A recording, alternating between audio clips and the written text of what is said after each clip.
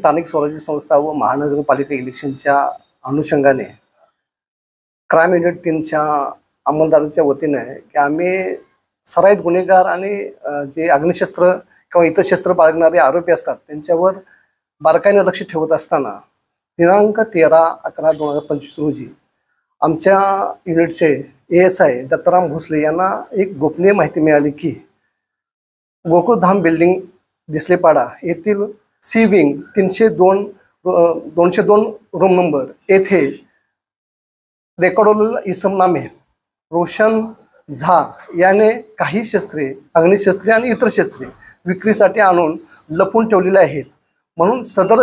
बातमीची शहानिशा करण्याकरता आम्ही सदर ठिकाणी 2 पंचासह आणि पंच अंतर्गत पंचनामा साहित्यासह आम्ही तिथे गेलो असता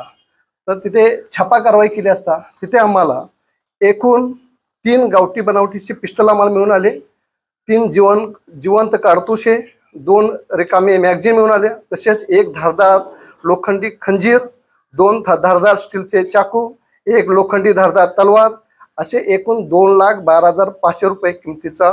विनापरवाना अग्निशस्त्र व घातक शस्त्र मिळून आले असून ते आम्ही जप्त करून सदर इसमाला ताब्यात घेऊन मानपाडा पोलीस ठाणा येथे गुन्हा क्रमांक 1371/2025 भारतीय हत्यार कायदा कलम 3-4-25 सह महाराष्ट्र पोलीस अधिनियम कलम 37(1)135 प्रमाणे गुन्हा दाखल केला असून दिनांक 14/11/2025 रोजी सदर आरोपीतास आम्ही मान्य न्यायालयापुढे हजर केले असता मान्य न्यायालयाने त्यांना 4 दिवसाची पोलीस कस्टडी दिली होती। त्या दरम्यान त्याच्याकडे आम्ही इतर हत्याराविषयी चौकशी केलेली आहे आणि अजूनही चौकशी आमची चालू आहे। सर याच्यामध्ये सीसीटीव्हीच्या आधारे आपणास अजून काय प्लेस होत आहे?